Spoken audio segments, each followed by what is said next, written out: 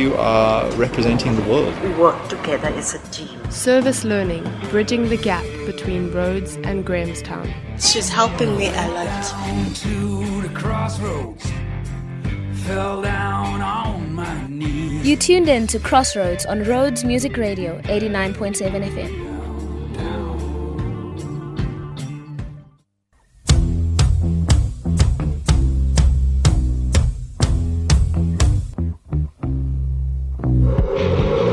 They are not stupid, but they just can't grasp English. Everyone has a role to play in helping. So that my mama can be proud of me. You're listening to Service Learning 101, an introduction to the CrossRhodes series on RMR 89.7 FM. Good morning and welcome to RMR 89.7 FM. I'm Travis Butler and you're listening to Service Learning 101, the first of 10 shows playing on the CrossRhodes series. This series takes an in-depth look at service learning, something which makes up a large part of the university life, but which many people don't know about. Service learning is an initiative that's been running at Rhodes for several years now, which helps bring the university and the community closer together. Service learning is a way that students are able to take what they learn in lectures and apply it to the world around them. This series will be looking at the relationship between the university and the community, and we'll try and get to grips with the role that service learning plays in helping to bring these two worlds together. Some of the shows coming up in the series include stories of transformation, as well as stories about some of the less conventional relationships that have formed between university and the community. Today, in Service Learning 101, we'll be providing a breakdown of service learning in a meaningful and understandable way. We will delve into some of the misconceptions regarding service learning and show you just what it means to the greater Grahamstown community and Rhodes University. Stay tuned to 89.7 FM as we get you started on this journey.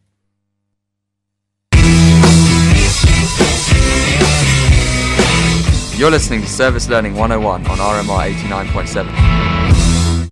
You're joined in studio today by Rod Abner and Diana Hornby. Rod is a lecturer at the Journalism Department and Diana is Director of the Rhodes Community Engagement Office. Both have extensive knowledge about the history of service learning and have been involved in several service learning projects. They're going to help us define what service learning is and discuss the attitudes people have towards it. A warm welcome to you both, and thank you for joining us. If you guys can just introduce yourselves quickly, if you don't mind. Diana? My name, as you've heard, is Diana Hornby, and I'm the Community Engagement Director, probably the nicest job in the varsity. Do you have any projects that you're involved with at the moment in service learning? There are a number of projects we are involved in. If you'd like me to mention two. One is a project that's been running for a number of years in pharmacy. It's linked to patients who take chronic medication in the community. The Rhodes students work with the nurses who identify these patients but don't have time to educate them around the effects around the medication. So what the students do is they go to their homes and they do a little education program and they collect data of how they're going, and then they use this data back at varsity. The other example is the JDD course, the Journ course. This has been very effective. Basically what they did last year was grouped Journ students, media students, radio students, etc. And they did an audit of the media used by different literacy projects and then developed media for these to use. All right, thank you very much. And Rod, what projects are you involved with service learning? Hi, well, I'm Rod, and I teach in the School of Journalism and Media Studies. I'm involved in the Journalism Democracy and Development course, which Di has just spoken about, which happens in the second half of the year, the second semester. I'm also involved in a first-year course, which runs over a semester. It's probably the course you did last year in a slightly extended form. The idea is that it's actually more of a theory and practice blended course, and part of that course involved a partnership with Mary Waters High School, so I could maybe talk about that a little bit more later on. But there was a service learning component to that. Great. Okay, and we're just going to move on to our first show. Service learning is a concept filled with many misconceptions and stereotypes. In our first story, our reporter Kendra speaks to Noxium Tundini, a community engagement representative, who will explore a student's definition of service learning, whereby she focuses on what service learning isn't opposed to what it is. Let's take a listen. Today we explore the true definition of service learning with third-year student and RES community engagement representative, Nokubonga. We focus on what service learning isn't as opposed to what it is. Based on Noxie's insight into the community, we are able to delve deeper within the mindsets of the community members and students alike, deconstructing myths and misconceptions that have built up over the years. Through this, we will construct a reality that will forge a better understanding and relationship between all parties involved, resulting in a win-win situation for all. Noxie starts off by providing a simple definition of what service learning is and proceeds to explain how it differs from community engagement. I think service learning is more of getting something back. Like you go to the community, but you also get something back, and it's mainly like academic. Community engagement is more about engaging with the community, but you don't get anything back. Like not anything that is academic in a sense. Although both concepts, service learning and community engagement, are closely related, Noxie points out that both parties stand to gain from service learning, as opposed to the one-sided benefits that one usually sees within community engagement. In service learning is like about give and take. So I think in that sense, you would get to learn more about the community's culture, and they'll get to learn more about yours. When asked if the community would be accepting of our help, or if Rhodes is simply seen as a place on the hill which is out of reach and often absent in the lives of the community, Noxie brought up the volatile relationship between the university and the Grahamstown community, and what should be done to overcome this obstacle. I think they do think of us as excluding ourselves from the community and only engaging when it would seem that we want something. Stereotypes in this case provide an accurate way of identifying myths and misconceptions. Noxie explores the stereotypes that the community has of Rhodes, as well as the misconceptions held by Rhodes students of the community. I think that we as students think, the community is poor and they can't do things for themselves, so you go out there thinking you're super bad, whatever. The stereotypes that they might have of us, that the community might have of us, is that all of us come from rich backgrounds, or all of us are well off. Well, that's not really true. Although there is a fine line between service learning and community engagement, one can tell the difference between the two simply by the outcomes. Service learning focuses mainly on academic outcomes, whereas community engagement focuses on all the rest. It is with these definitions that we are able to construct the true meaning of service learning and what it means both to the community and students alike. Just like to say thanks to Kendra for that. Dinah, can I just ask, can you just give us a definition of service learning, how you understand it? I think the best way to describe it, service learning, is that it's a course-based, credit-bearing educational experience that students participate in and that are based around community goals. So it becomes a mutually beneficial experience, but it is a scholarly academic experience. And Rod, would you explain it the same way? Yeah, certainly. I think that's a really good definition. I think, there are a couple of principles that I think are quite useful when looking at service learning, and a couple of them perhaps just to mention. I mean, one would be the idea of mutuality, of there being mutual benefit, and also solidarity. I think the idea that, we're looking at each other, we're working with each other, we begin to see each other's worlds, and we begin to develop some solidarity with each other through those processes. And I think we develop an appreciation of diversity as well. We're a very diverse society, and I think part of this, what this is about, is acknowledging that as well.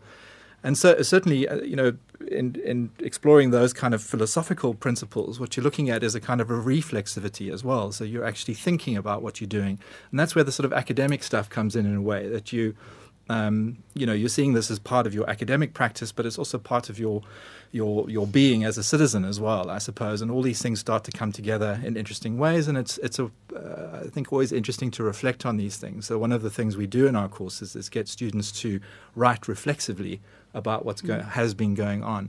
And hopefully the same sort of thing happens in the community as well, that people evaluate what has happened. We look back on what happened and look forward to doing something similar the following year. And then can you just tell me what's the difference between service learning and community engagement then? Well, I mean, for me, service learning is a subset of community engagement. It's a particular form of community engagement. And as Di said, it's credit-bearing, so it's built into the curriculum. It's not something that you do as an extramural activity, as a voluntary activity. It is, in fact, structured into the mainstream of what we do in our practice as scholars, as people involved in a scholarly project. But the thing about the scholarly project, and journalism is a good example, is that it's more than just journalism scholarship. It's about a practice in the world. Journalism is a social practice. It's a very public-oriented practice. Universities are public institutions. Journalism is a public institution. There are public institutions out there in the community, and all of these things start to tie in together. So I guess, but I do see it as a subset. Yeah. Okay. And then, Diana, how do you feel? I mean, you're more involved in the community engagement. Do you think service learning is better? Well, as Rod says, community engagement is an umbrella term for a range of activities, from student volunteering to service learning to the old-fashioned cooperative learning, which was like an internship. And the only thing that really differs between this is who benefits. So long ago, volunteerism was the community only benefited and not the students. But we've changed. We're really working on changing to make that more scholarly, to use the discipline of the students that go out there as opposed to just playing with children. Okay, great. Thank you very, very much. Now we're just going to move on to our next little show. Katlego Munturi and Alexa Cedric give us a look at the grade 9 class of Mary Waters High School and the problems that the students and teachers face there.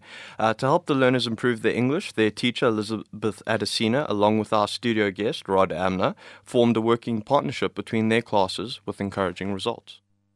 The first day was so great. I didn't want to go home. When I ask them to read, I get blank faces. These blank faces are the same faces I watch during break that are not blank at all. Lively, they are speaking in Xhosa or Afrikaans, and they are articulate, they are, they are not stupid. But they just can't grasp English. One learner was being asked questions and he just went blank. When Rod told me about him, I just thought, yeah, welcome to my world. But this same learner wouldn't do that if you talk to him in Xhosa. Even though the learners speak better in their home languages, they have a strong desire to master English.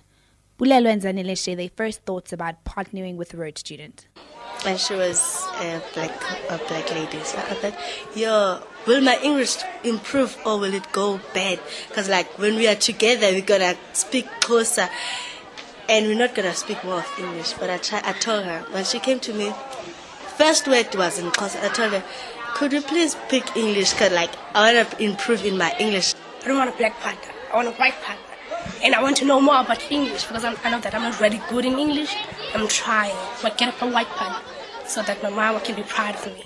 Both the Rhodes students and the Mary Waters learners benefited academically from the partnership. Because, I didn't know how I'd be with interviewing people, if I'd be shy or how I'd, react, whatever. So I think it taught me a lot as well from a journalistic point of view.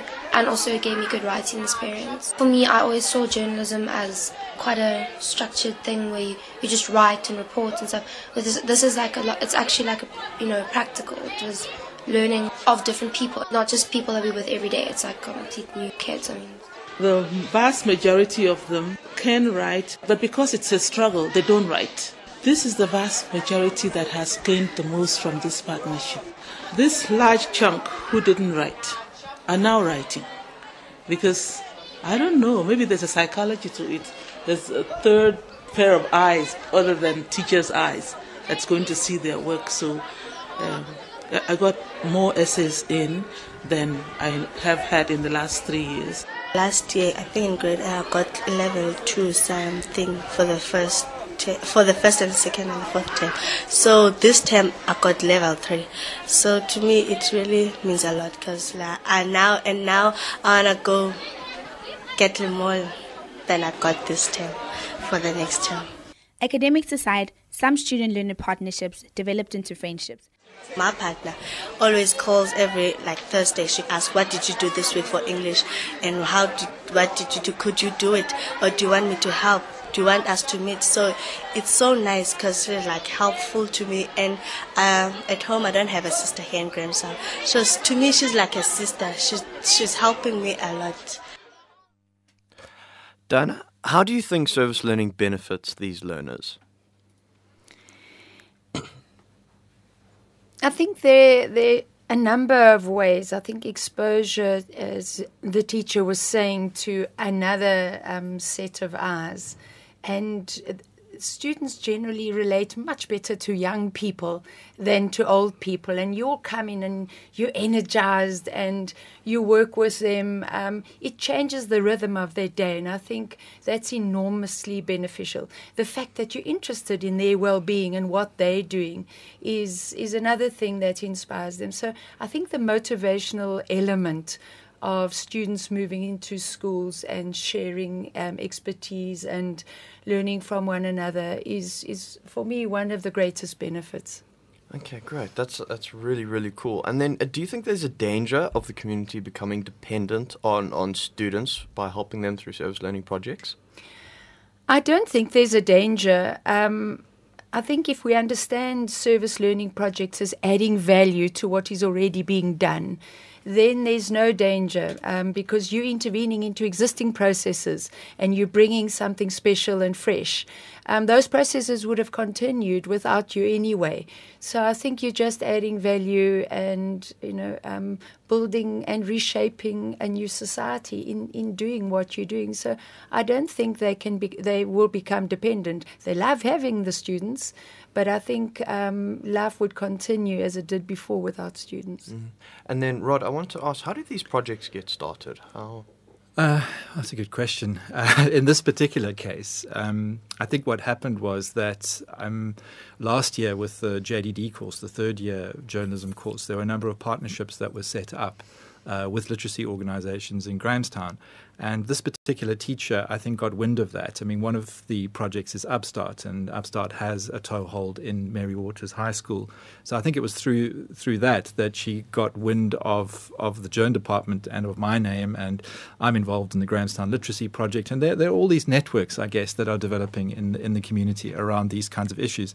So literally 3 weeks before the beginning of term this year, this particular teacher came and asked me if I would help teach 220 of her learners. And I very stupidly, well, at the time, I think rather recklessly said yes, but I'm really glad that I did in retrospect because it did have a really positive impact on the first year course. I mean, I've just done an evaluation actually with the first years, and for the whole semester, I think the one thing that really stood out for most students, there was some negativity as well. Some students didn't enjoy the experience, but the vast majority did. And said it was the highlight, actually, of the semester. And the essays that they wrote about the experience, reflecting on it, were some of the best first-year essays I've ever read. Okay, great. Thanks so much.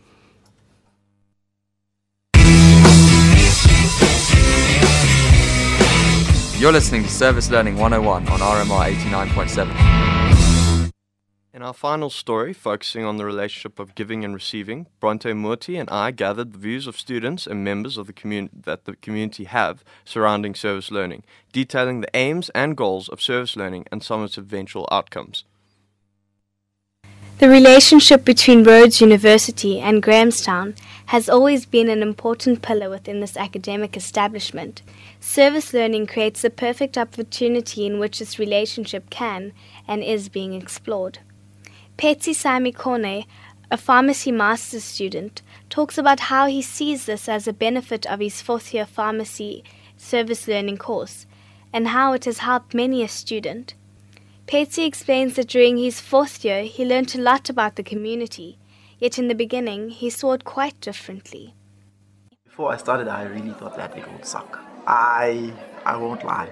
I was just like, wished that they would give us options like BCom stuff that you can choose whatever subjects you want to do, because I actually thought that there was no point in doing that, because I was like, I don't want to venture into community pharmacy where I have to consult patients and talk to them once they come and get their medications. because I'm interested in research and industrial pharmacy. So I was like, no, I'll be working alone in the industry. So, I mean, come on, let's just have a choice that I want to go this way, I want to take this route, so I want this subjects, and please leave me out of this subjects. But after that experience, I actually saw that every pharmacist has a role to play in helping patients, because you never know what might happen one day, and you've got the qualifications, you can make a difference.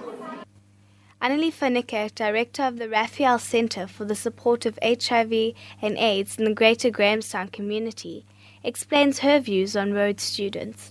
I have never had a bad experience for the past 12 years, and I have only the greatest respect for the students who have really given of themselves and really have come to understand the challenges that we have. Helping out here as a volunteer is a life-changing experience for students. I honestly cannot think of anything negative to say. Although service learning and the engagement by students in the community is positive, Thabo Shishoka, the Community Engagement Counsellor of our SRC, explains that there are still some issues to be addressed. Community engagement is about engaging, so 50-50. What we do is that we don't want to create a dependency. So we don't want the community to have a dependency on us. So when we enter into relationships, we kind of like when we start, we're trading on very shaky ground, because you really don't know what might happen. And when you implement your projects, you don't want to basically create a dependency, but we want to give them the opportunities and afford them the opportunities so that they can better their lives and sustain themselves. So it's about 50-50. I learn something, you learn something. Okay, just listening to this story now. We've obviously heard a very positive view on service learning, and I just wanted to ask, is that always the case? Is it always all right? Do you not have any problems with it? Certainly not. Do you want to start? Or I mean, just to give an example from from last year with the JDD course, about halfway through the course, I sort of looked at my students who were looking rather glum, and I sort of said, like, what's going on? And that kind of triggered an upwelling or even a sort of mutiny and rebellion, actually. We can't possibly do all these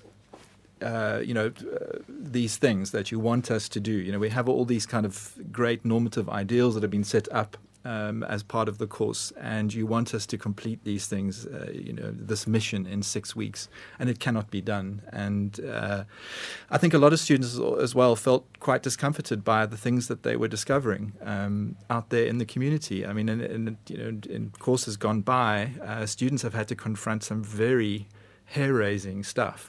There's a lot of collateral damage in the society wrought by our history, and it's tough out there. And I think a lot of students feel very burnt by that sometimes. And I think it's important to have the right kind of scaffolding, the right kind of support structures inside a course to really sort of hold the process sufficiently, and that isn't always the case. So this year, for example, I mean, we had a partnership with the psychology department where we brought them in to prepare students better for this partnership, and I think that was a good move. We also actually had a resident counsellor for the course. If things did get hair-raising, the idea was that it was someone that students could talk to about the problems that emerged on the course, and I think it's important to have these kinds of strategies built in.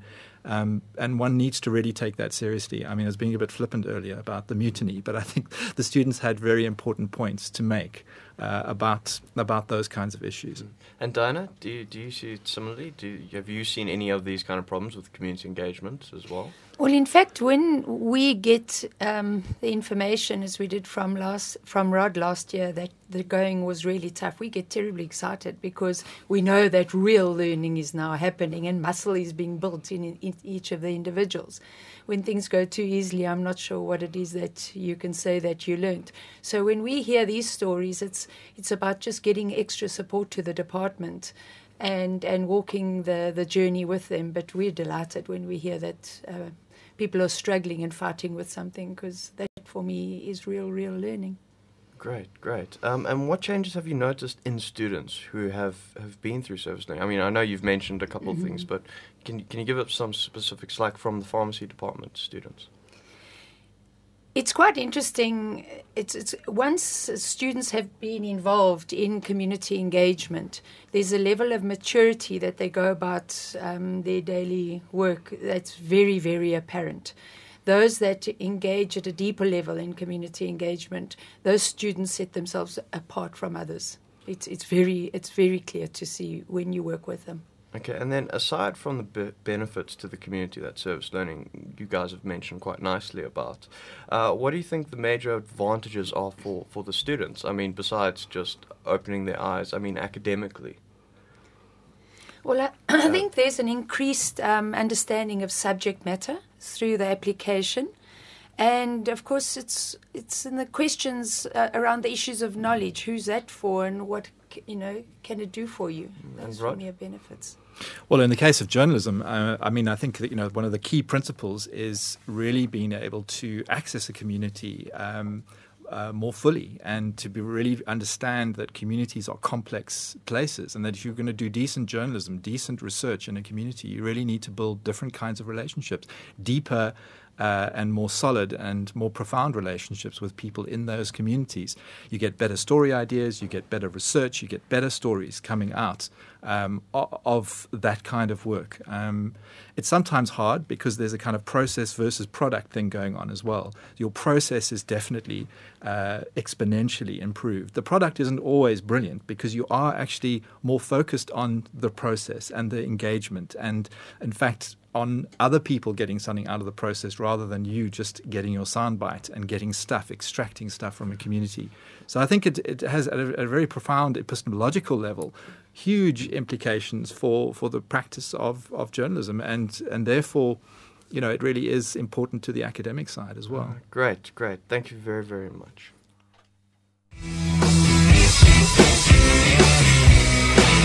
You're listening to Service Learning 101 on RMR 89.7.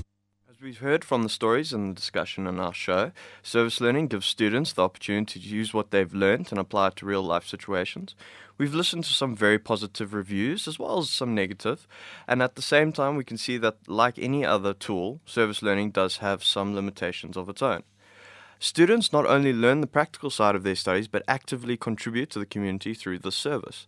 It can offer an equal chance for students and the community to benefit and learn through the experience, and while at the same time addressing the concerns, needs, and hopes of a community. In the stories we've listened to, it is evident that service learning can play a major role in developing the relationship between Rhodes and the Grahamstown community. We have listened to students and community members from many different backgrounds and heard a very positive take on service learning. The next few shows will delve deeper into the relationship between Rhodes and the community and the impact that service learning has on all. Following this, we'll be looking at the show The Shift, which will highlight the transformation that community members have undergone as a result of service learning projects.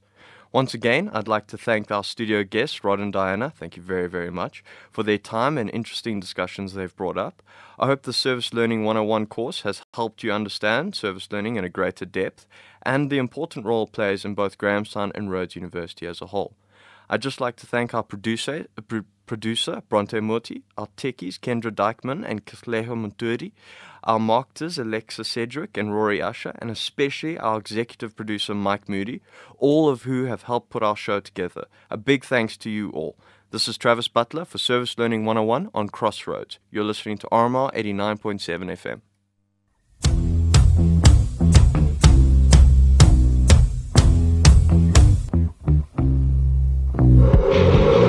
They are not stupid, but they just can't grasp English. Everyone has a role to play in helping. So that my mama can be proud of me. You're listening to Service Learning 101, an introduction to the CrossRhodes series on RMR 89.7 FM.